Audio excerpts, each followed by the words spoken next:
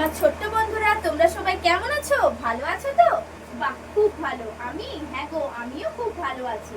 আচ্ছা, তোমরা আমাকে একটা কথা বলো তো, এই যে তোমরা সবাই আমার সাথে কথা বলো বা নিজের বন্ধুদের সাথে কথা বলো, তো তোমরা সবাই কিসের সাহায্যে কথা বলো গো? মুখের সাহায্যে কথা বলো, তাই না? হ্যাঁ, একদমই ঠিক বলেছো, আমরা সবাই কিন্তু মুখের সাহায্যেই কথা বলি। আচ্ছা, এবার বলো তো, আমরা এই যে কথা বলি, আমরা কথা বলার মাধ্যমে কি করি গো? কে বলবে বলো? হ্যাঁ, ঠিক বলেছে চম্পা। স্যার, আমি কি ভেতরে আসতে পারি? আসুন। ধন্যবাদ স্যার। নমস্কার। বসুন। ধন্যবাদ স্যার।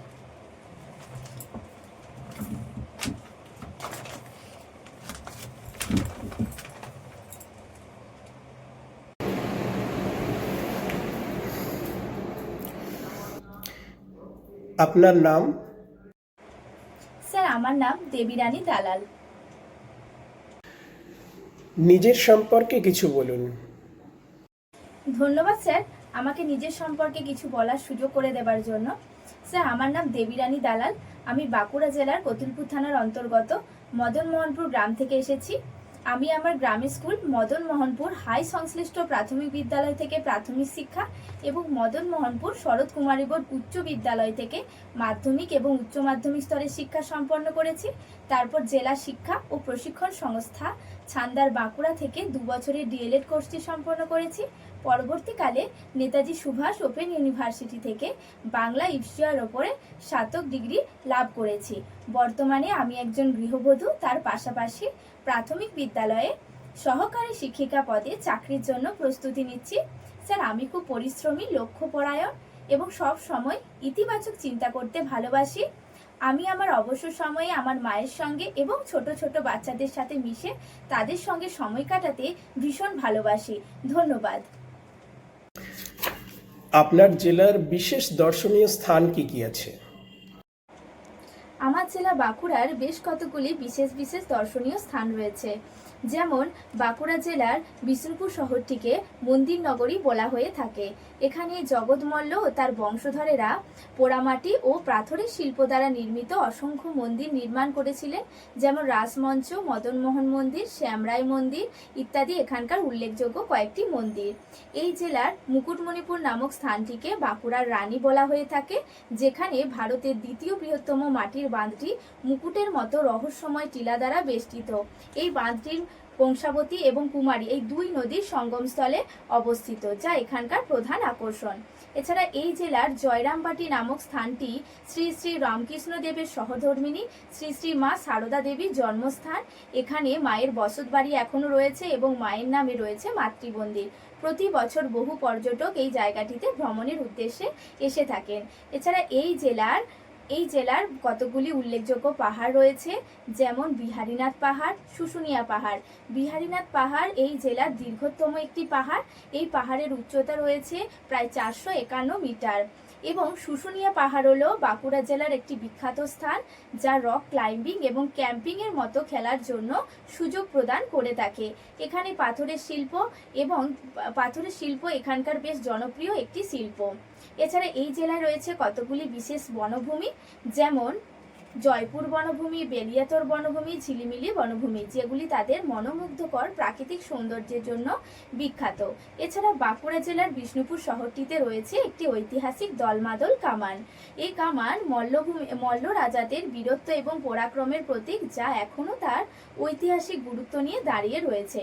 এছাড়া এই শহরে রয়েছে 7টি উল্লেখযোগ্য বাঁধ, যেমন লাল বাঁধ, শ্যাম বাঁধ, পোকা বাঁধ, কৃষ্ণ বাঁধ, যমুনা বাঁধ, কালিন্দী বাঁধ এবং গাটাত বাঁধ। এই বাঁধগুলি বিষ্ণুপুরের মল্ল রাজবংশের ইতিহাসের সঙ্গে অঙ্গাঙ্গিভাবে জড়িত, যা শহরটিকে যেমন একদিক থেকে জল সরবরাহ করত, তেমনি বহিঃশত্রুর আক্রমণ থেকেও কিন্তু রক্ষা করত।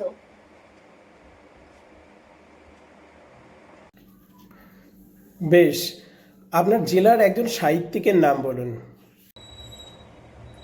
আমার জেলার একজন বিখ্যাত সাহিত্যিক হলেন মাননীয় বিমল ঘোষ মহাশয়।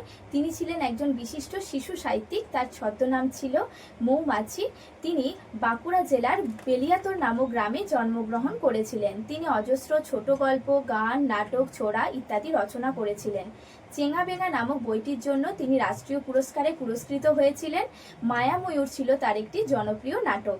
এছাড়া তার রচিত কয়েকটি উল্লেখযোগ্য গ্রন্থ হল ইউরোপের অগ্নিগণ, কামাল পারদেশি ইত্যাদি। বাহ, সুন্দর। দেবীরানী, যেহেতু আপনি বাংলা বিষয়ে স্নাতক হয়েছেন, সেই কারণে বাংলা থেকে আমি কিছু প্রশ্ন আপনাকে করছি। বলুন, শ্রীকৃষ্ণ কীর্তন কার লেখা? বাংলা সাহিত্যের আদি মধ্যযুগের সর্বশ্রেষ্ঠ নিদর্শন হল শ্রীকৃষ্ণ কীর্তন কাব্য। এই শ্রীকৃষ্ণ কীর্তন কাব্যের রচয়িতা হলেন মাননীয় বরু চণ্ডীদাস মহাশয়। বাহ। আচ্ছা, বঙ্কিমচন্দ্রের একটি উপন্যাসের নাম বলুন।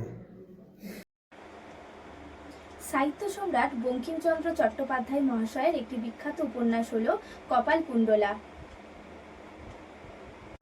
আচ্ছা, এই উপন্যাসের মধ্যে কোন চরিত্রটি আপনার সবথেকে ভালো লেগেছে এবং কেন ভালো লেগেছে?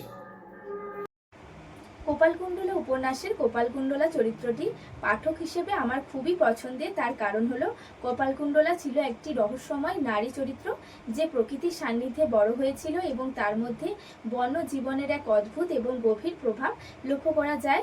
কপালকুণ্ডলা একজন কাপালিকের দ্বারা প্রতিপালিতা ছিলেন, তাই তার মধ্যে যেমন বন্যতা ছিল তেমনই ছিল রহস্যময়তা। এই ভিন্ন সত্তাই তাকে অন্যান্য সাধারণ নারীদের থেকে আলাদা করে তুলেছিল।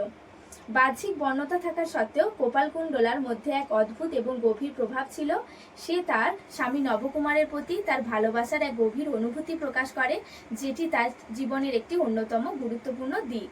কপালকুণ্ডলা উপন্যাসে কপালকুণ্ডলা চরিত্রটির মধ্যে বিবর্তন লক্ষ্য করা যায়, কারণ প্রথম দিকে তিনি যেমন ছিলেন, পরবর্তীকালে সময়ের সঙ্গে সঙ্গে তার স্বামী নবকুমারের সংস্পর্শে এসে তার মধ্যে নানান পরিবর্তন আসে, যেটি তাকে আরও বেশি আকর্ষণীয় করে তুলেছিল। বঙ্কিমচন্দ্র চট্টোপাধ্যায় মহাশয় এই কপালকুণ্ডলা চরিত্রটির মাধ্যমে নারী চরিত্রের এক নতুন দিক উন্মোচন করেছিলেন। তিনি এই চরিত্রটিকে অন্যান্য সাধারণ নারীদের মতো করে তৈরি করেননি, বরং তাকে এক অসাধারণ এবং রোমান্টিক রূপ দান করেছিলেন। এই সমস্ত কারণেই আমার কপালকুণ্ডলা উপন্যাসের কপালকুণ্ডলা চরিত্রটি খুবই পছন্দের একটি চরিত্র। বাহ, সুন্দর সুন্দর হয়েছে। আচ্ছা বলুন, রবীন্দ্রনাথ ঠাকুর কত সালে নোবেল পুরস্কার পেয়েছিলেন এবং কী কারণে তাকে নোবেল পুরস্কার দেওয়া হয়েছিল? বিশ্বকবি রবীন্দ্রনাথ ঠাকুর মহাশয় এশিয়ার মধ্যে সর্বপ্রথম 1913 সালে গীতাঞ্জলি কাব্যগ্রন্থের ইংরেজি অনুবাদ সম অফারেন্সের জন্য নোবেল পুরস্কার লাভ করেছিলেন। বাহ। আচ্ছা, একটি অর্ধ তৎসম শব্দের উদাহরণ দিন। একটি অর্ধ তৎসম শব্দের উদাহরণ হলো গেরাম। চর্যাপদ কি? চর্যাপদ হলো বাংলা সাহিত্যের প্রাচীন যুগের সর্বশ্রেষ্ঠ নিদর্শন। এটি মূলত বৌদ্ধ সহজিয়া সিদ্ধাচার্যগণের রচিত একটি সাধন সম্পর্কিত গীত। বেশ। আচ্ছা, ঈশ্বরচন্দ্র বিদ্যাসাগরের জীবনের সঙ্গে জড়িত একটি ঘটনা নিয়ে লেখা একটা গল্প প্রাথমিকের বইতে আছে। গল্পটির নাম কি বলতে পারবেন? দ্বিতীয় শ্রেণীর আমার বই নামক যে পাঠ্যপুস্তকটি রয়েছে, ওই পাঠ্যপুস্তকটির মধ্যে বিদ্যাসাগরের কথা নামক একটি গদ্যাংশ রয়েছে, যেটি ঈশ্বরচন্দ্র বিদ্যাসাগর মহাশয় জীবনের সঙ্গে সম্পর্কিত একটি গল্প। আচ্ছা, মুমূর্ষু বানান করুন তো দেখি। মুমূর্ষু এই শব্দটির বানান হলো ময়ে হ্রস্ব উ, ময়ে দীর্ঘ উ, মূর্ধন্যস্বয়ে রেফ হ্রস্ব উ। বিদ্যালয়ে মিড ডে মিলের কোনো প্রয়োজন আছে বলে আপনি মনে করেন? হ্যাঁ স্যার, অবশ্যই মিড ডে মিল প্রকল্পের প্রয়োজনীয়তা আছে বলে আমি মনে করি। মিড ডে মিল হলো এমন একটি প্রকল্প যা সারা পৃথিবী জুড়ে প্রশংসিত হয়েছে। ভারতবর্ষের এখনো অনেক মানুষ রয়েছেন যারা দারিদ্র্য সীমার নিচে বসবাস করেন। সেই সকল পরিবারের শিশুরা যদি বিদ্যালয়ে এসে পড়াশোনা করার সঙ্গে সঙ্গে স্বাস্থ্যকর খাবার খেতে পারে, তাহলে কিন্তু তাদের শরীরের অপুষ্টি যেমন দূর হবে, তেমনি তার সাথে তারা কিন্তু আনন্দের সঙ্গে শিক্ষা গ্রহণ করতে পারবে। তাই আমার মনে হয় বিদ্যালয়ে মিড ডে মিল প্রকল্পের অবশ্যই প্রয়োজনীয়তা রয়েছে। আপনাকে কোনো একটি শ্রেণীর প্রশ্নপত্র তৈরি করতে দেওয়া হলো, সেক্ষেত্রে আপনি কি কি ধরনের প্রশ্নপত্রে রাখবেন?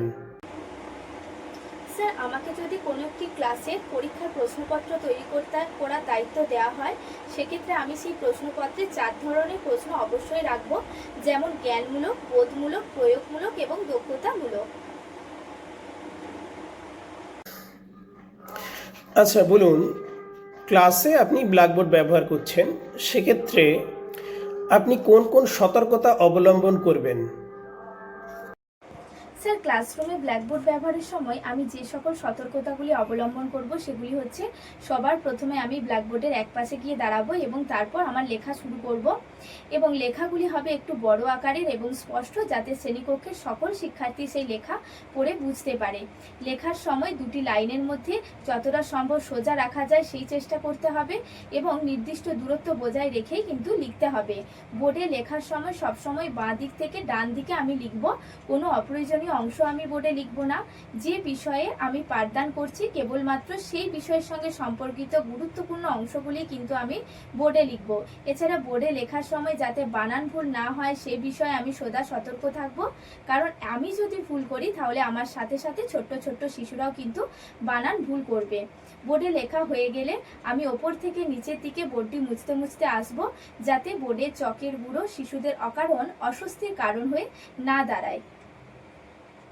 প্রাথমিকের যে কোনো শ্রেণীর বাংলা পাঠ্যপুস্তক থেকে যে কোনো একটি বিষয় নিয়ে আপনি শ্রেণীকক্ষে গিয়ে কিভাবে পড়াবেন আমাদের সামনে সংক্ষেপে 5 থেকে 6 মিনিটের মধ্যে উপস্থাপন করে দেখান। স্যার, আজ আমি 4র্থ শ্রেণীর ভাষাপাঠ নামক এই পাঠ্যপুস্তকটি থেকে স্বরবর্ণ এবং ব্যঞ্জনবর্ণ সম্পর্কে শিক্ষার্থীদের সাথে আলোচনা করব। আমার ছোট্ট বন্ধুরা, তোমরা সবাই কেমন আছো? ভালো আছো তো? বাহ, খুব ভালো। হ্যাঁ গো, আমিও খুব ভালো আছি। আচ্ছা, তোমরা আমাকে একটা কথা বলো তো, এই যে তোমরা সবাই আমার সাথে কথা বলো বা নিজের বন্ধুদের সাথে কথা বলো, তো তোমরা সবাই কিসের সাহায্যে কথা বলো গো? মুখের সাহায্যে কথা বলো, তাই না? হ্যাঁ, একদমই ঠিক বলেছো, আমরা সবাই কিন্তু মুখের সাহায্যেই কথা বলি।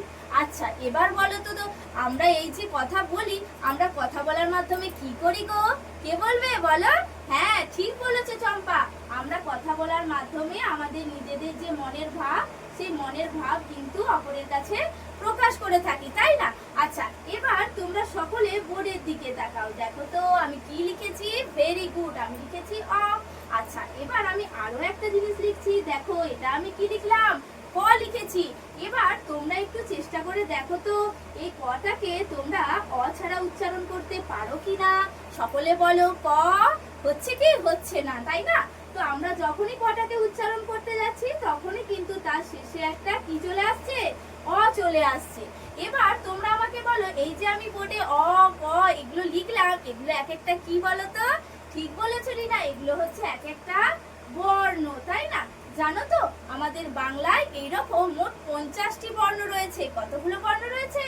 মোট 50টি বর্ণ কিন্তু আমাদের বাংলায় রয়েছে। এবার তোমরা তো নিশ্চয় অনেকে মালা দেখেছো। মালা কিভাবে তৈরি হয় বলো? হ্যাঁ, মালা কিন্তু একটা সুতোর মধ্যে অনেকগুলো ফুল এইভাবে একসাথে গেঁথে গেঁথে তৈরি হয়ে যায় একটা বড় মালা। ঠিক একই রকম ভাবে বাংলায় যে 50টা বর্ণ রয়েছে বললাম, এই 50টা বর্ণকে একসাথে নিয়ে তৈরি হয়ে যায় বর্ণমালা। কি তৈরি হয়ে যায় বলো? বর্ণমালা তৈরি হয়ে যায়। হ্যাঁ, এবার মজার বিষয় কি জানো তো, এই যে বললাম বর্ণমালার মধ্যে মোট 50টা বর্ণ রয়েছে, এই 50টা বর্ণের মধ্যে 11টি বর্ণ হচ্ছে ভীষণ সাহসী, ঠিক তোমাদের মতো। তোমরা যেমন একা একা অনেক কাজ করতে পারো, তেমনি এই যে 50টা বর্ণের মধ্যে 11টি বর্ণ বললাম খুব সাহসী, তারা কিন্তু নিজে নিজেই উচ্চারিত হতে পারে। উচ্চারিত হবার সময় তারা কিন্তু অন্য কোনো বর্ণের সাহায্য নেয় না। তাই এই সকল সাহসী বর্ণগুলোকে কি বলা হয় জানো? এই সকল সাহসী বর্ণগুলোকে বলা হয় স্বরবর্ণ। কি বলা হয় বললাম? স্বরবর্ণ বলা হয়। তাহলে কটি স্বরবর্ণ রয়েছে? হ্যাঁ, স্বরবর্ণ রয়েছে 11টি। আমরা তো ছোটবেলায় অ, আ, হ্রস্ব ই এগুলো শিখেছিলাম। তো এই অ থেকে ওই পর্যন্ত যে 11টি বর্ণ রয়েছে, এই সব বর্ণগুলোকেই আমরা বলবো, কি বলবো? স্বরবর্ণ বলবো। কারণ এগুলো একা একাই উচ্চারিত হতে পারে। মনে থাকবে তো? এবার দেখো, 50টি বর্ণের মধ্যে আমরা যদি 11টি বর্ণকে বাদ দিয়ে দিই, তাহলে কটা বর্ণ পড়ে থাকে? কে বলতে পারবে বলো? হ্যাঁ, ঠিক বলেছো, 39টি বর্ণ পড়ে থাকে। এই যে 39টি বর্ণ আছে না, তারা কিন্তু খুব ভীতু। তারা একা একা কোনো কাজ করতে পারে না।